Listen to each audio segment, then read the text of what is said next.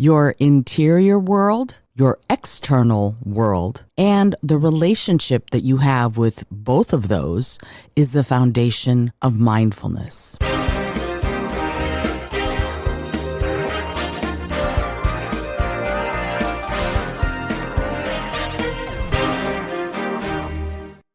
Welcome to Your Creative Mind. I'm Isolde Trachtenberg, and this podcast is all about using your innate creativity and mindfulness to build a life you love. Whether it's through writing, music, dance, theater, or any creative pursuit, we'll explore how to tap into your unique potential to transform your work, relationships, and daily life. Through inspiring conversations with world-changing artists, entrepreneurs, and innovators, or actionable insights in my solo episodes, you'll learn how to focus your energy, ignite your creativity, and bring more joy and purpose to everything you do. Hey there, and welcome to the Your Creative Mind podcast. I am Isolde Trachtenberg. I'm your host, and I'm so happy that you're here listening. Today, I want to focus on something that can shift the way you experience life: awareness.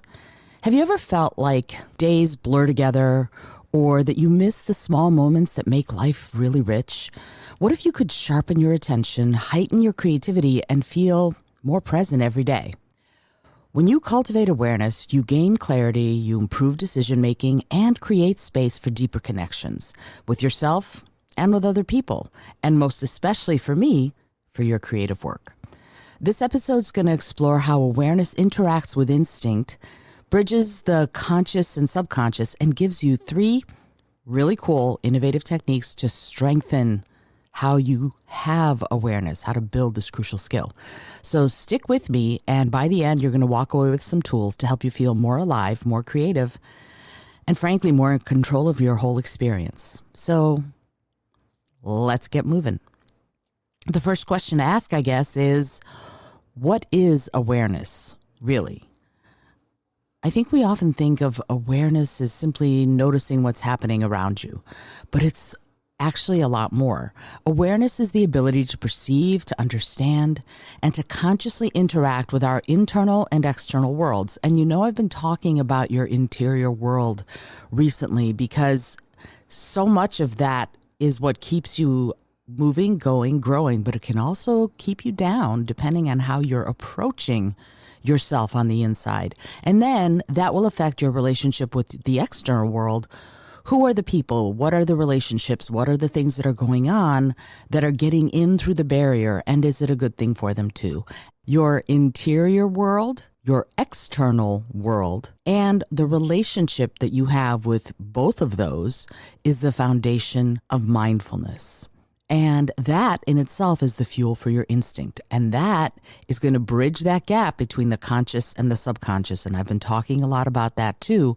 And it's super important for us to remember that that's how those things work. Because, all right, think of it this way. Your instinct is like a radio picking up signals from your subconscious. And your awareness is the sort of the dial that tunes in and makes sure that you're listening to the right station. You know, so if you're old enough to remember how to do that when it was kind of crackly until you sort of swung in and keyed into the exact right station on the dial, that's that moment. And your consciousness, I want you to think of that as the DJ, choosing what to broadcast to the whole world. So without awareness, your subconscious instincts are just background noise. But with it, you get clarity, you get insight, and most importantly to me, you get the power to act with intention, whether it's internally or externally. And so developing awareness means unlocking a new level of understanding about yourself and the rest of the world. It allows you to respond rather than react. And you know what I say about that. The difference between reacting and responding is how many breaths you take between what happens and what you decide to do about it. So in order to truly hear what else is going on, in order to truly bear witness, in order to truly experience it, you're going to need to become aware, but also to respond to it, you're going to need to get that level of mindfulness. And one of the first things you can do for yourself with that is take a few breaths. I think this whole thing, this whole notion of awareness is a game changer for personal growth and also for creativity. Imagine if you were really aware, for example, if you're a painter, if you were really aware of the colors that you are putting next to each other and what they mean to you and what they might mean to other people who view your art. And I know you probably learned this in art class in third grade or whatever. If you mixed yellow and blue, you're going to get green. If you mix red and green, you're going to get brown. And if you mix red and blue, you're going to get purple, right? Primary, secondary colors. But becoming aware of that, it's not minutia, but it's definitely detail. And becoming aware of it is super important to an artist because then it allows them to have greater intention on how they put paint on a canvas. And the same thing can be said for writers and how they put words together. I've been talking to one of my clients whose screenplay I'm not editing, I'm giving feedback, I'll say. And we've been talking about the difference between show and tell. And here's a really nice way of looking at this. Let's see. I forget the example that I used for him, but let's see if I can find it, and I'll just read it out to you because it was interesting to have that sort of, oh yeah, there's something here for us. And here's what I said to him. I said, the struggle between show and tell gets all of us. And that's true. Anyone who writes has to struggle about it. And so I gave some examples of what show is and what tell is. And here's a way to look at it. He felt frustrated that his phone wasn't working. That's a tell. He chucked his brick phone out the window. That's a show. It was a cold day. That's a tell. The wind bit at her cheeks and each breath came out in a frosty puff. That's a show. In other words, you're showing your reader or your audience that it's a cold day as part of the story you're telling instead of describing it to us by saying it was cold, right? Tell us a description of something while show is a scene action and sometimes dialogue that illustrates what's happening. So anytime you have descriptor words that are describing emotions, that's a tell. So when someone feels happy, that's a tell. When someone dances a goofy jig while they yodel, that's a show. When someone seems sad, that's a tell. When someone bawls huge pools of tears, that's show. I know it can be a tough concept to grok. Bonus points if you know where that word is from. I know, but that's the point of all of this is for us to sort of become aware of what we're doing so that we do it with intention. I think that there's something really important right there. It sort of works with creativity, just like I said, but it also works on how we interact with the rest of the world, right? You gain clarity. You get the power to act with intention. You get the power to create with intention because it allows that interaction to be purposeful. Okay, so I want to really sort of delve into this. Awareness isn't just about noticing things. It's about truly understanding yourself, your environment, your emotions, and your creativity on that fundamental level. It's about learning to tune in rather than tune out and becoming present rather than reactive. And that's what's so important about this, because if you're present, you get to assess, you get to feel, and you get to respond from that place of knowing. And there's something really, really important because we think of awareness as sort of simply noticing what's happening, but it's a lot more. As I said, it's the ability to perceive, to understand, and to consciously interact with those internal, what's going on inside us, our running inner monologue, and external worlds. So when we're in that place, we need to sort of go, okay, how do we sharpen it? What do we need to do to become more aware? So how do we turn up that volume, right? Those instincts are there and we can call it fight or flight, but I want to look at creative instincts. I want to look at not something that's making you wonder whether or not you're going to survive this and what do you need to do to survive, but rather, what do you need to do to create? Ooh. So here are some techniques to help you train your mind to become more present and more attuned. First one is the awareness echo, or the awareness replay, you can call it. Most people experience a moment and then they move on. But what if we could amplify our awareness of each moment by revisiting it? So this is a technique that's going to help you deepen your understanding of how an experience evolves in your mind. Instead of just experiencing a moment, reflect on it. And not just once, twice. once immediately right afterwards, and then again after a few hours. So let's say you step outside and there's a cool breeze, or it's cold, right? Like I was talking about earlier. Instead of just noticing it and moving on, stop. Take a deep breath. Ask yourself, what does this moment mean to me? What does it feel like? What does it remind me of? And then later in the day, recall that same experience and see how it's settled in your mind, because I'm willing to bet it's going to be a little different. What you felt in the moment is your body's instinctive response, your subconscious response. Once you let it settle, you get a slightly different perspective with time and distance. And why is this important? I think because our perception of experiences changes over time, like I said. So by actively revisiting a moment, you train yourself to notice more details and develop, I guess, a deeper cognitive connection, a deeper emotional connection to your entire environment, to what is going on around you. And that is going to enhance your ability to reflect, to process your emotions.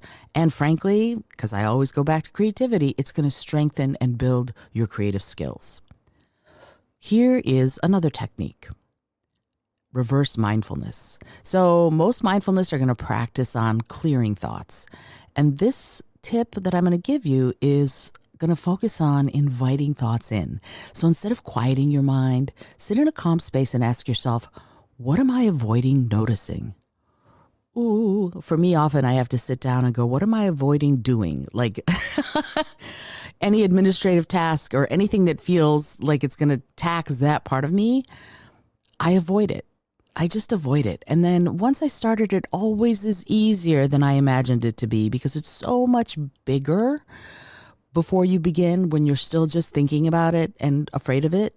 So this thing of like, what am I avoiding noticing? What am I avoiding thinking about? It could be a feeling, it could be an idea, or even a creative spark that you've pushed aside. And instead of avoiding it, ask yourself why you're avoiding it. Because so much of our lives, we spend distracting ourselves from our own thoughts. Isn't that terrible? But I mean, think about it. We scroll, and right now it's a lot of doom scrolling. We binge watch TV shows, movies, whatever, YouTube. We keep super busy. And in some ways, I think it's to avoid being still. So what if instead you invited your subconscious thoughts forward? That's an interesting one, isn't it? By doing that, you're going to create some space for insights, for ideas, for thoughts that might otherwise stay buried in your subconscious. So this technique is going to strengthen self-awareness, your emotional intelligence, which is so good for all of us, and even some of your problem-solving skills, all of which are crucial for a fulfilling life and a creative one. Okay. Whew, this is a deep episode, isn't it? So here is the third tip, the third way of doing things. It's the 1-minute snapshot. And many years ago, actually, I did a project where I wrote a short story every single day for a year. The key was I had to write it in 1 minute. Now, I could edit afterwards, but the story had to be written in 1 minute. And there was these women in Australia created this website called oneword.com. And it was every single day, every 24 hours, you got a new prompt word. And then they invited you to spend a minute writing about it. And I didn't write about the word. I used the word as my prompt word for the story. In other words, that word had to appear in the story. And out of that, I would edit it. And I have this whole list, and maybe I'll put the link to those in the show notes. I have this whole list of those words, of those stories, from the year that I spent doing this. And some of my favorite ones I then turned into screenplays. And to make things go even more creative and further, they were called 1-minute movies. And what's interesting about those is that we filmed them. I have a bunch of those movies, and maybe I'll put the links to those in the show notes as well. We made a bunch of movies, some of which went on to have incredible actors. And we did this, it was guerrilla movie making, in that we were in people's driveways, and I got a restaurant, which doesn't exist anymore, Fratelli Brothers in, Oh my goodness, I don't remember those. Cheverly, in Cheverly, Maryland. They don't exist anymore, but they were a great Italian restaurant, and they let us film. I had one called something suicide. Professional suicide? I don't remember now. I'd have to look it up. Suicide is and it's about these two hitmen who are talking about career suicide. That's what it was. It's called Career Suicide. And the two hitmen are sitting over an Italian pasta dinner and talking. And it was a 1-minute movie. It literally was 1 minute long, just about. And it was brilliant fun. And I had a couple of great actors do it. So these snapshots of the stories that I wrote turned into screenplays, turned into movies. Now, it's not the exact same thing as what I'm about to tell you, but that 1 minute sort of end to things is super important. If you give yourself that constraint, you're going to be amazed at the kinds of things you can create. A number of years ago, we were doing an art night, and an art night was basically you get together, you have dinner, and then you spend 2 or 3 hours just working on your art. You can present your art, and I need to bring those back, doggone it. You can present your art, you can just get feedback on it. You can ask for ideas, whatever it was. Anyway, Rich was doing, my husband, who's an amazing artist, somebody led each art night, and he was doing a drawing art night lesson kind of thing. And what was interesting about that is that he said, okay, you need to draw a rose. You have 10 seconds. Go. And I'm like, ah. And he said, now draw it. And I don't draw, but okay, I'll try. And I sort of did a very quick rendering of a rose. And by gum, if it didn't look like a flower, I don't know if it looked like a rose, but it looked like a flower. And an abstract flower, of course, because it wasn't photorealistic. But the point was, having only 10 seconds to create something made me just let go of all of my inhibitions, let go of all of my fears about sucking at it. And I just did it. And sure enough, everybody who looked at it went, yeah, looks like a rose to me. And so there's something to be said about having those 60-minute tasks, 60-minute things that you, 60-minute good, 60-second tasks, 60-second things that you do. So here is the 1 minute snapshot, the 60-second snapshot. Once an hour, take a minute to write out your surroundings, what you see, what you hear, what you feel, and even what thoughts are running through your mind. Write it down, say it out loud, or just mentally note it. This practice is going to rewire your brain to pay deeper attention to details. And if you're a creative of any kind, details are in many ways your bread and butter. Vegan butter, of course, but you know what I mean. This is going to make you more present. It's going to make you more aware and ultimately more connected to those creative instincts. So why is this so powerful? I think because in our daily lives, we tend to operate on an autopilot. You know, you move from task to task without really seeing or hearing or feeling what's happening around you, and also, even more importantly, what's happening inside you. Oh, that's so awful. But I think it's true. I think we go through the motions without ever really thinking about what we feel about what's happening, what we think about what's happening, how we're responding or reacting to what's happening around us.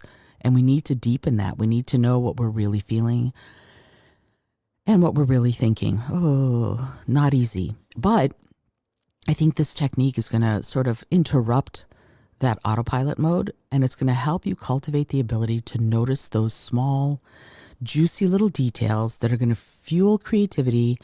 They're going to give you sort of a deeper engagement with the rest of the world.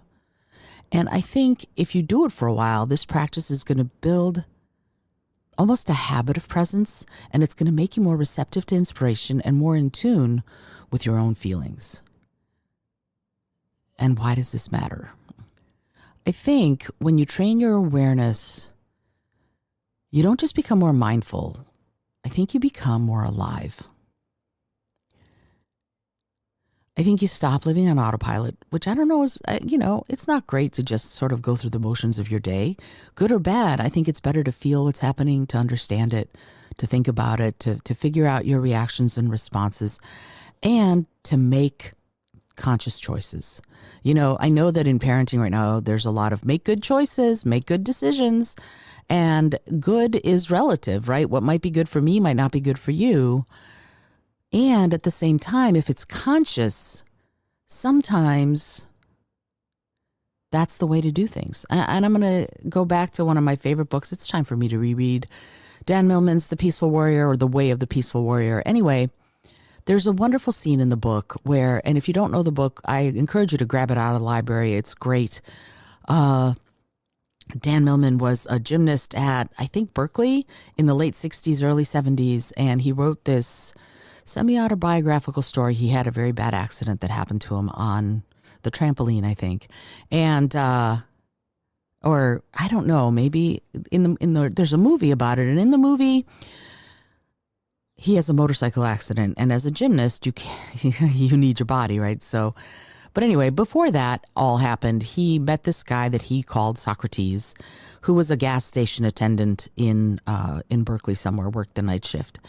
And Socrates, or Sock as Dan called him, invited Dan, and this is fiction. I don't know how much of it is real, how much of it is not. He doesn't talk about that part. But he invited Dan to become what Socrates called the peaceful warrior. And that means sort of ultimate presence, ultimate being inside your body and aware of the world and being in that state all the time. And for him, that meant being a peaceful warrior. Now, why is that interesting?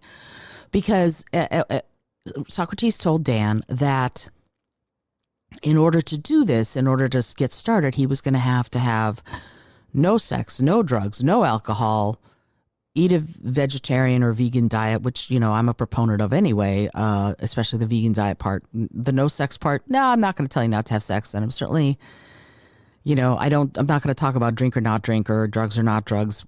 That's not my place. I just hope that you're always safe and making good choices, right? But anyway, but imagine it being in this place where you're this guy and you've undertaken this school of study, if you will, with a guy who said no sex, no drugs, no this, no that, no smoking, blah, blah, blah.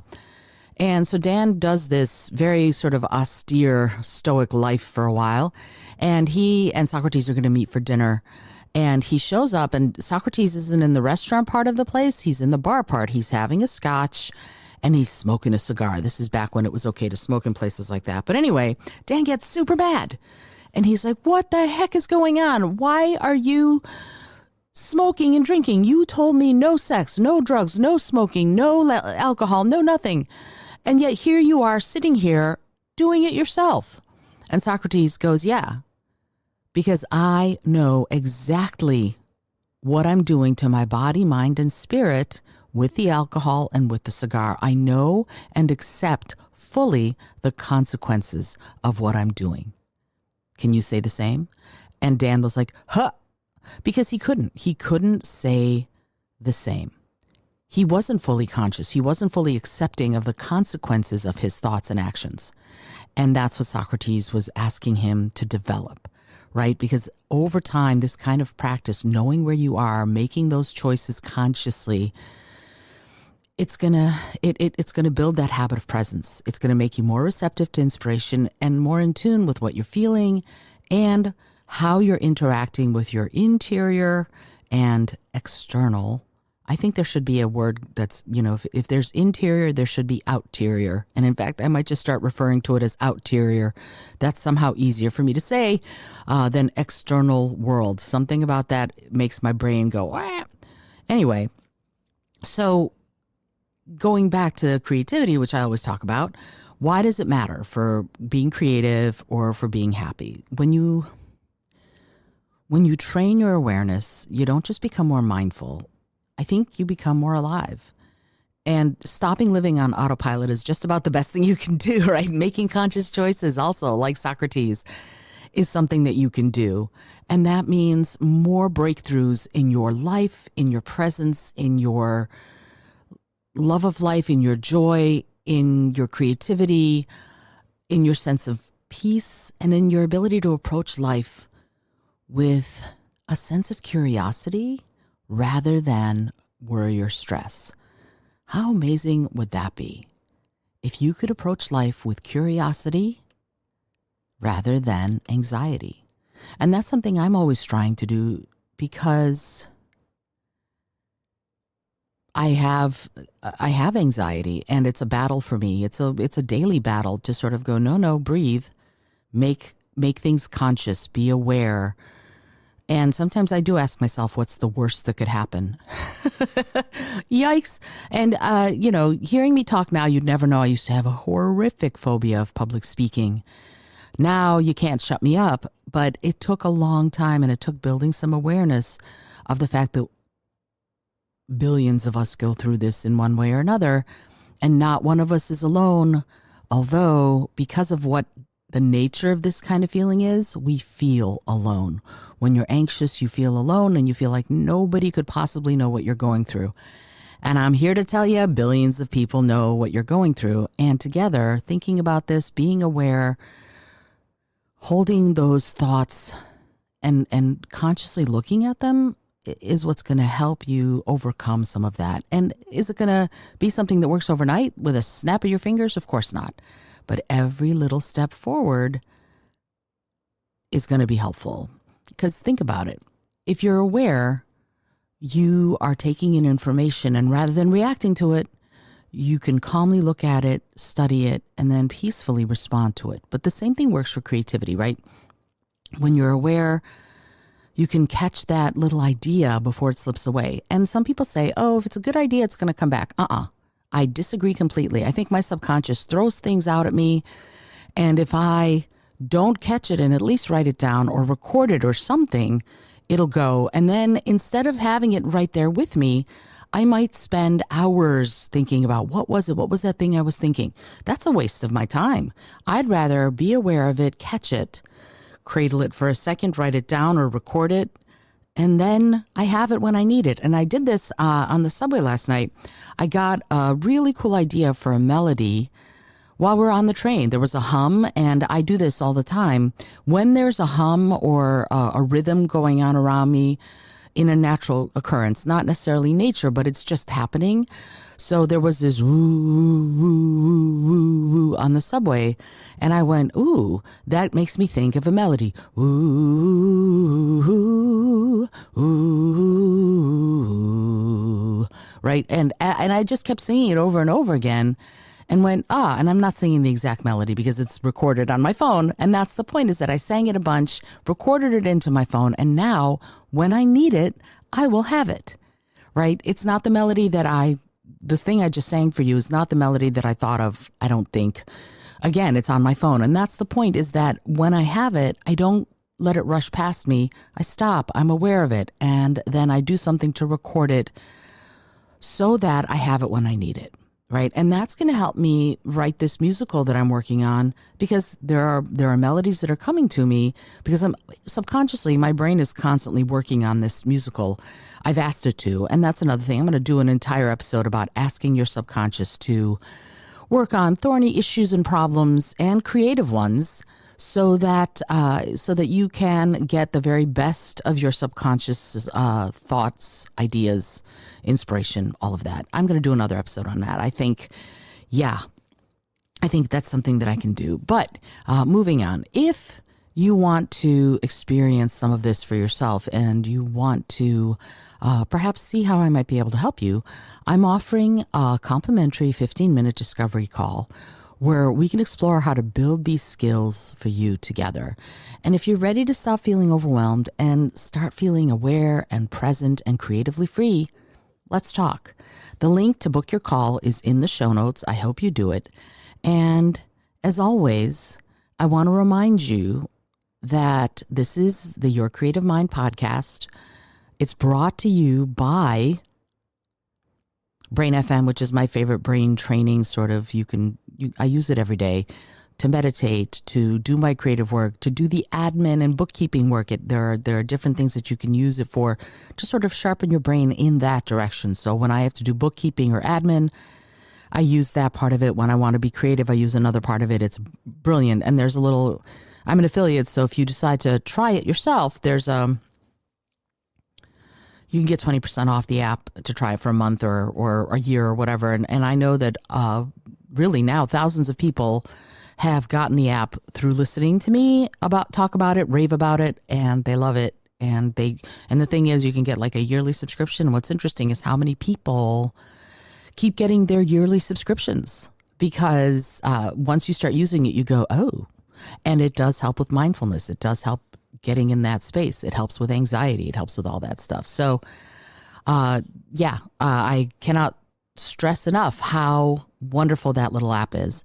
And I'm going to extend this out to you, actually. If you are a business leader and you want to support the show, I'm going to be having episode sponsorships become available soon. And that means that if you want to sponsor an episode of a show, or if you want to sponsor sort of 8 weeks worth of episodes, I would love that. That would be amazing. And I will have that rolling out sometime this spring. I'm very excited about it. Also, this Friday's play read is happening soon. And this one is, it's called Odysseus's Women. It's a little darker than the previous 2 plays that we did, but I'm interested in getting people who are playwrights whose plays have been edited and ready, and they need to hear them out loud because it's the next step. It's when I did the one-word stories, for example, writing the stories was great. Writing the screenplays was great. But it came alive for me when I saw it acted, when I saw the actual films. So the show notes are going to be full of stuff, actually. They're going to be full of, if you want to make the discovery call, if you want to get to the one-word stories, if you want to get to a play read, and also if you want to submit a play. If you're a playwright and you want to submit a play for consideration for this Friday Table Read series, I would love to have you. I'm going to put the show notes are going to be full of that too. I'll have the link to that as well. All right, cool. This is super exciting. This is Isolde Trachtenberg for the Your Creative Mind podcast, reminding you, as always, to be bold, be creative, and most of all, be kind.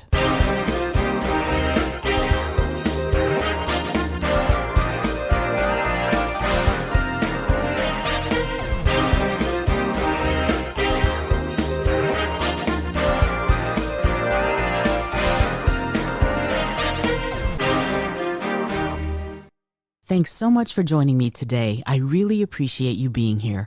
Please subscribe to the podcast if you're new, and it would mean the world to me if you told a friend about it. Today's episode was produced by Isolde Trachtenberg and is copyright 2025. As always, please remember this is for educational and entertainment purposes only. Past performance does not guarantee future results, although we can always hope.